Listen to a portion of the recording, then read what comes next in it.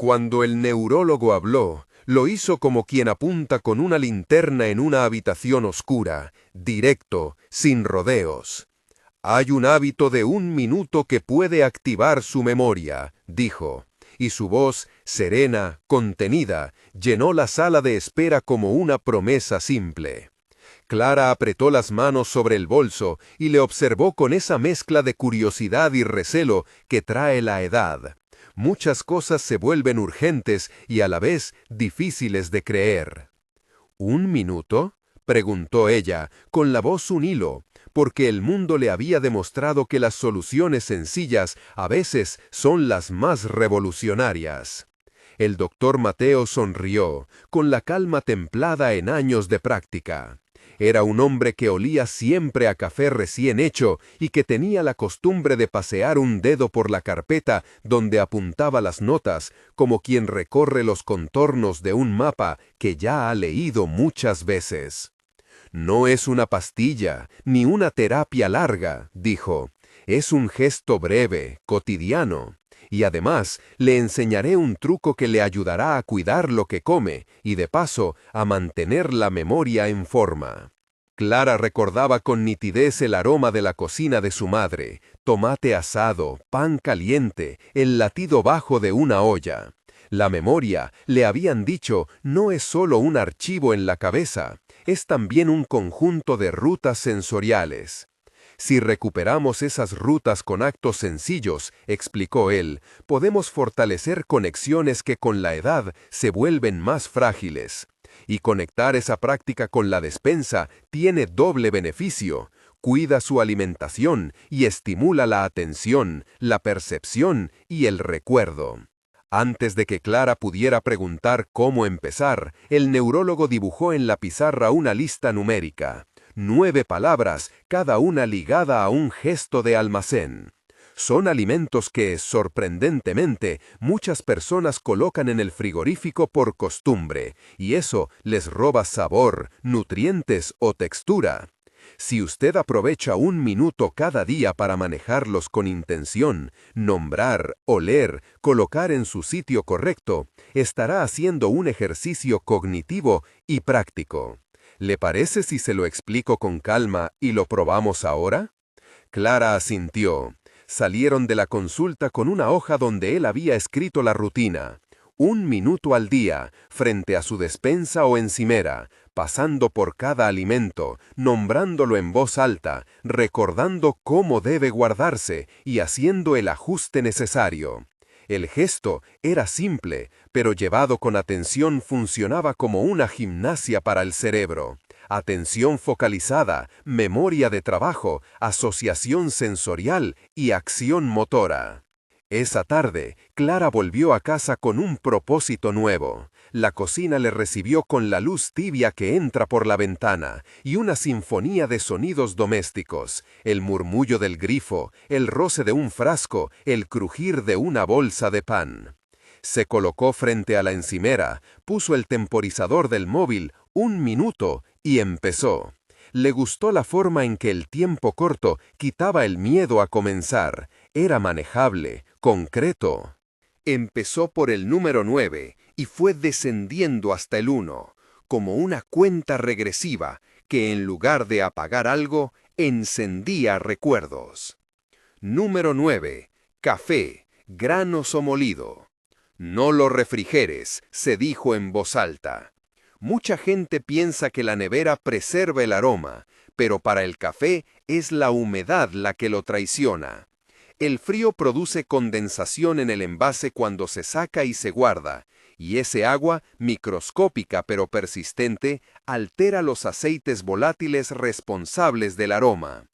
Estudios de universidades de tecnología alimentaria han mostrado que la exposición intermitente a humedad y olores degrade la fragancia en semanas, no en meses.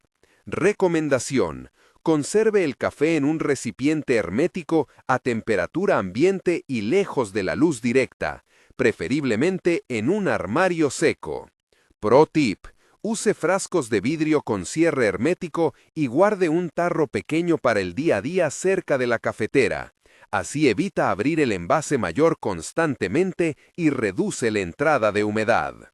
Al terminar el minuto para el café, Clara notó cómo su lengua recordaba el placer del espresso de la mañana. El gesto de nombrar desplegó imágenes, el sonido de la cafetera, la pequeña explosión de vapor. Eso, según el doctor, era exactamente lo que buscaba, el enlazamiento entre sentido y recuerdo. Número 8. Plátanos. No los metas en la nevera si están verdes, murmuró. El frío frena el proceso natural de maduración, la cáscara se oscurece y la pulpa puede volverse harinosa. Científicos que estudian la maduración de frutas explican que las bajas temperaturas inhiben las enzimas que transforman el almidón en azúcares, y eso altera textura y sabor. Recomendación: guarde los plátanos a temperatura ambiente, en una frutera ventilada.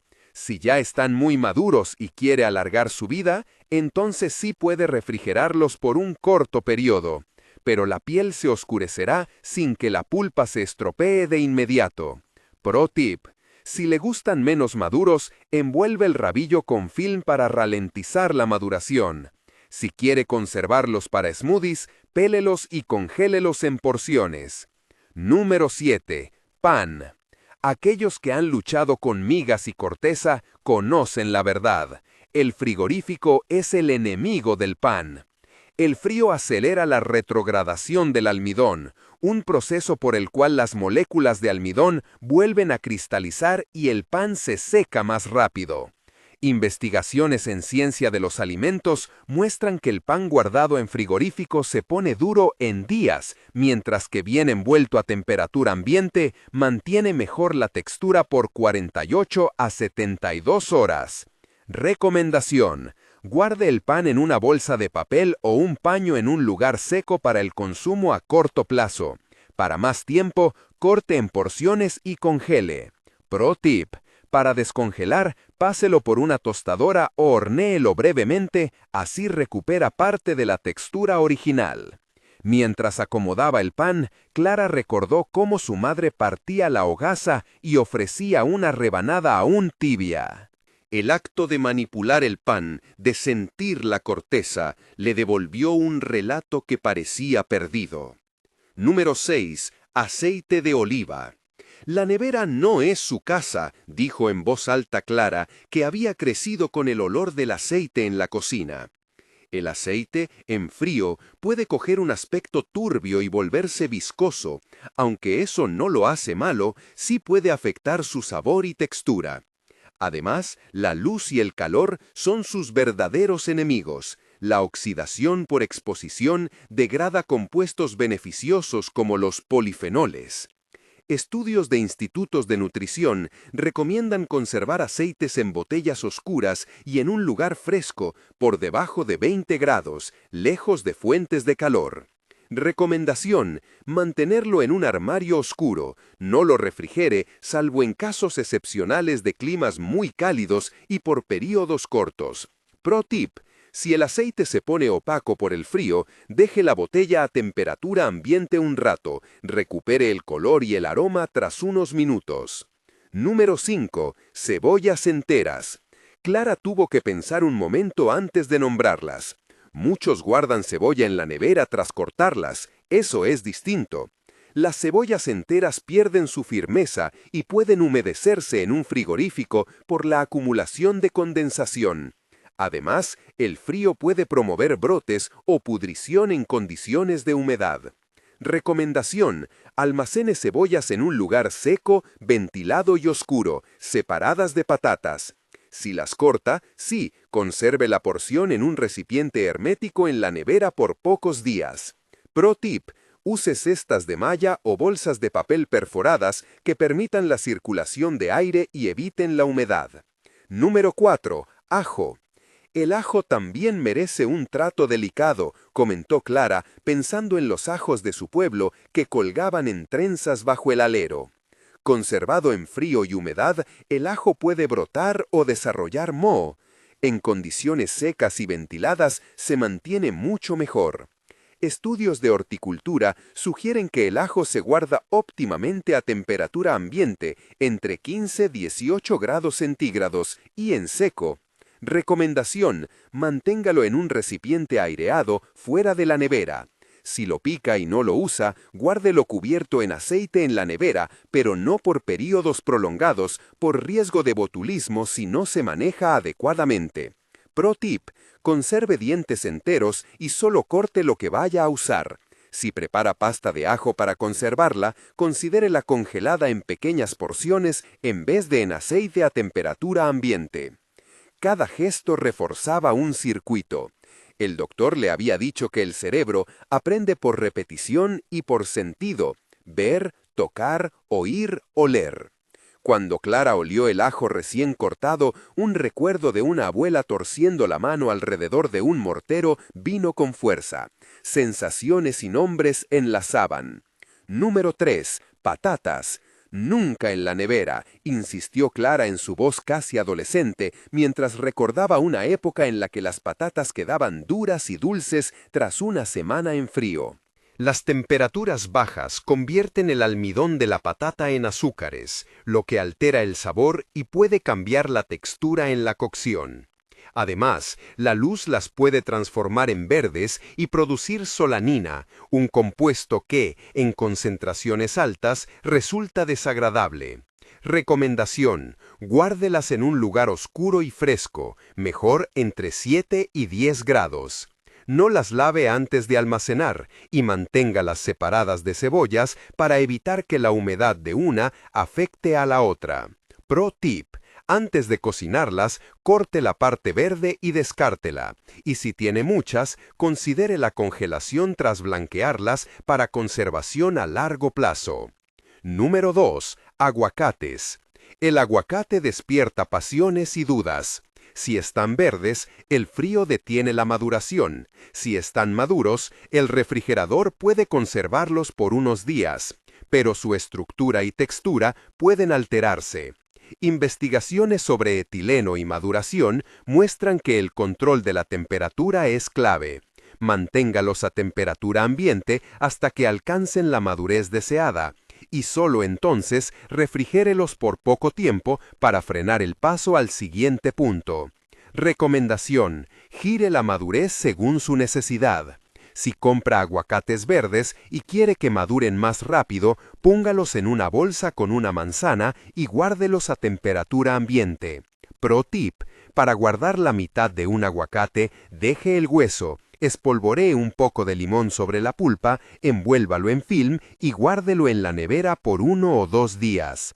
Número 1. Tomates. Al llegar al 1, Clara sostuvo un tomate en la mano y dejó que el sol de la tarde acariciara su piel. «El frigorífico roba su alma», dijo con ternura y algo de teatralidad que la hizo sonreír. Los tomates refrigerados pierden sabor y aroma. Las bajas temperaturas alteran los procesos que sintetizan los compuestos volátiles responsables de su perfil gustativo. Varios estudios de departamentos de ciencia hortícola concluyen que la refrigeración prolongada reduce los compuestos aromáticos y puede dejar la pulpa harinosa. Recomendación: conserve los tomates a temperatura ambiente y fuera de la luz directa hasta que estén maduros.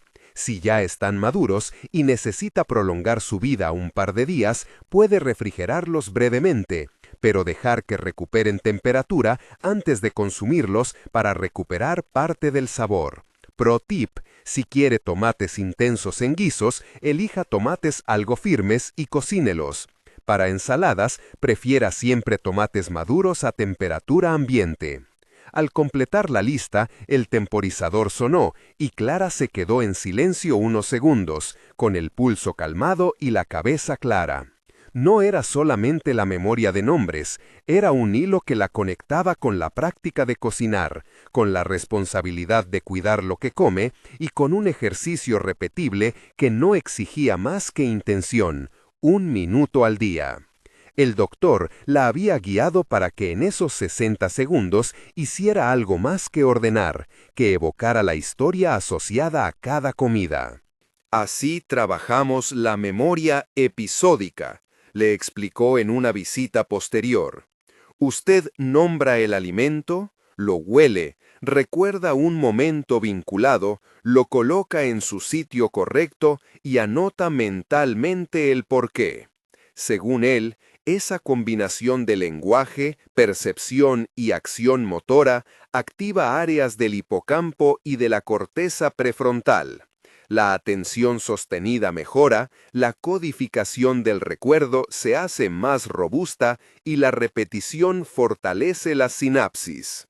Clara siguió el hábito durante semanas. A veces lo hacía en la mañana, con la luz de la cocina aún fría, otras veces por la tarde, como una pausa entre tareas. Pronto, las visitas familiares notaron algo sutil. Ella recordaba nombres de nietos con más facilidad, retomaba recetas sin consultar notas y, sobre todo, hablaba con más fluidez de pequeñas anécdotas. No eran cambios dramáticos ni milagrosos, pero para ella la diferencia estaba en la confianza, volver a saberse capaz. En una de las consultas de seguimiento, el doctor Mateo añadió una explicación para su familia. No es que un gesto de 1 minuto vaya a revertir enfermedades complejas, dijo a su hijo y a su nuera en términos claros. Pero la evidencia sugiere que prácticas de estimulación cognitiva combinadas con actividad sensorial pueden retrasar la pérdida de funciones en algunos aspectos cotidianos. Además, si corregimos hábitos de conservación de alimentos, mejoramos la calidad de la dieta, reducimos desperdicios y evitamos la pérdida de nutrientes. Citó, sin entrar en tecnicismos, que diversos institutos y estudios de nutrición y neurología avalan la relación entre dieta de calidad, actividad mental y salud cognitiva. Una tarde lluviosa, la nieta de Clara, que venía a estudiar recetas con ella, preguntó por qué la abuela había empezado aquel ritual. Clara la miró con ternura y la llevó a la despensa. «Es mi minuto favorito», dijo. «Me recuerda quién soy y me hace mejor cocinera». Juntas sacaron un bote de café. Olieron los granos y Clara narró una historia de juventud. Un viaje, una cocina prestada, un hombre que le ofreció una taza y le habló de su vida. La nieta escuchó atenta y en el intercambio se produjo algo que el doctor llamaría plasticidad social. Compartir memoria la reforzaba. Con el tiempo, el minuto de la despensa se convirtió en algo más que una rutina. Para Clara fue un ancla en días confusos, una forma de organizar la casa y la mente. Además, comenzó a reparar pequeñas ineficiencias que antes ignoraba. Dejó de tirar comida por desconocimiento, aprendió a diferenciar cuándo un alimento necesita refrigeración y cuándo no, y optimizó la compra semanal. La economía doméstica mejoró levemente. Lo que antes parecía desperdicio, ahora se convertía en una planificación meditada. El hábito también vino acompañado de cambios prácticos que el doctor le había recomendado. Una nevera limpia y un armario ventilado, frascos con cierres herméticos, una tabla con normas sencillas pegada en la puerta de la cocina, tomates fuera, aceite en la sombra, pan en papel o congelado, decía la lista que ella había escrito con letra firme. Esa cartilla, más que un manual, actuaba como un mapa cognitivo. Cada vez que la veía, un pequeño circuito neuronal se activaba, facilitando la repetición y consolidación del hábito. En una reunión vecinal, Clara compartió su experiencia con otras personas mayores. Muchos rieron con incredulidad al principio, otros, conmovidos, pidieron que les enseñara. Ella les mostró cómo hacer el minuto, poner el cronómetro, pasar por cada alimento, nombrarlo, olerlo, ajustarlo. Algunos probaron y regresaron con relatos sencillos. He vuelto a recordar el nombre de mi primer perro. Me acuerdo del nombre de una amiga de la infancia, decía la gente con cautela y luego con orgullo. No era una panacea, pero era útil y no costaba más que una decisión diaria. El doctor Mateo, mientras tanto, había seguido investigando la intersección entre hábitos de hogar y estimulación cognitiva. En charlas con colegas citaba estudios que sugerían que la incorporación de actividades rutinarias con fuerte componente sensorial y que fueran significativas para el individuo tenían un efecto mayor en la motivación y la adherencia que ejercicios estandarizados. La diferencia está en que este gesto no es una tarea impuesta, explicaba. Es una acción que devuelve sentido, recuerda quién eres, qué sabes hacer y qué te gusta. Un día, al abrir un frasco, Clara percibió un olor que la llevó a su infancia en la aldea. La lluvia en la tierra, pan horneado, la voz de su padre. Lloró sin ruido, de esas lágrimas pequeñas que limpian sin desorden. La memoria nos lleva y nos trae. Aquello que el doctor llamó un minuto era para ella una ventana, breve, íntima, poderosa. Antes de terminar esa visita, el neurólogo le reiteró una última recomendación práctica con la claridad que caracteriza a quienes trabajan con riesgo y certeza. Si tiene dudas sobre la seguridad de un alimento o nota signos de deterioro, olor desagradable persistente, textura viscosa o crecimiento evidente de moho, consulte con su proveedor o con un profesional. Y si percibe cambios importantes en su memoria que interfieran con la vida diaria, busque evaluación médica. No prometía curas, solo guía segura. En la pauta de hábitos que Clara había adoptado también había espacio para la prevención, rotación de alimentos, compra responsable, uso de congelación cuando corresponde y atención a las fechas de caducidad. Además, incorporó un gesto que el doctor recomendaba para prolongar la frescura, dividir las raciones grandes y congelar en porciones, etiquetando con fecha. Pequeños ajustes, técnicas que en conjunto redujeron el desperdicio y mejoraron la experiencia culinaria. Con el paso de los meses, la familia detectó otra mejora sutil. Las comidas eran más sabrosas. El pan no tenía ese regusto de frigorífico. Los tomates tenían más aroma, y el café, guardado en frascos de vidrio hermético, olía mejor. La calidad sensorial de la dieta influía en el apetito y en la satisfacción, factores relevantes para la salud en edades avanzadas. No era solo memoria, era calidad de vida. Clara, ahora, recomendaba el minuto a quienes sabía que lo aceptarían, amigas del club de lectura, vecinas que cuidaban nietos, su hijo que a veces se olvidaba de comprar pan.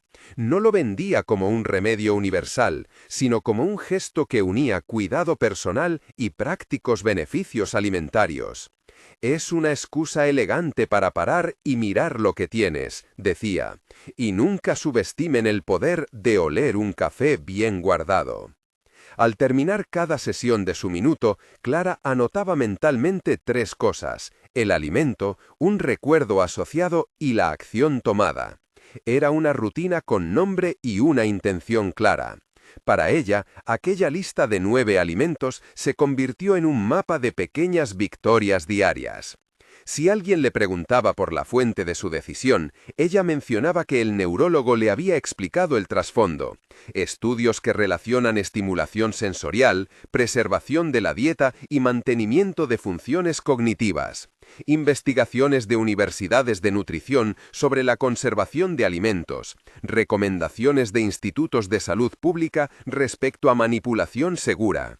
También decía, con la modestia de quien ha aprendido de su propia experiencia, que en la descripción de aquel encuentro figuraban enlaces a algunas referencias fiables para quien quisiera profundizar. La historia de Clara no acabó en un clímax espectacular. No hubo un momento de epifanía con condecoraciones ni titulares. Hubo, en cambio, una serie de mañanas mejores, de conversaciones más fluidas, de comidas más sabrosas y de una sensación de control recuperado. Eso fue suficiente para ella y para su familia. Si usted quiere probarlo en casa, recuerde: 1 minuto al día frente a su despensa, comenzando por el café y terminando por los tomates, nombrando, oliendo y colocando cada alimento donde corresponde, puede ser un gesto doblemente útil. Cuida lo que come y ejercita la memoria en el proceso. Si desea consultar fuentes y guías detalladas, encontrará enlaces en la descripción con referencias a estudios y organismos que avalan estas recomendaciones. Si le ha resultado útil esta guía práctica y la experiencia de Clara le ha inspirado, suscríbase, active las notificaciones y deje un comentario con su propio minuto de la despensa o con dudas sobre alimentos concretos. Su testimonio puede ayudar a otros a empezar. Y si usted tiene una inquietud sobre cambios importantes en su memoria, consulte con un profesional de la salud. Clara cerró la despensa, miró una última vez el frasco de café y sonrió. Había aprendido que un minuto puede ser un territorio propio, un lugar para recordar y para cuidar. Abrió la puerta del salón y dejó el frasco de café sobre la mesa. El ruido tenue de la ciudad entraba por la ventana. Un camión que doblaba la esquina, voces lejanas, el timbre de la farmacia. Clara se sentó un momento, como si aún quisiera prolongar ese minuto por dentro, y notó que el pulso, antes apremiante, había retomado su ritmo pausado.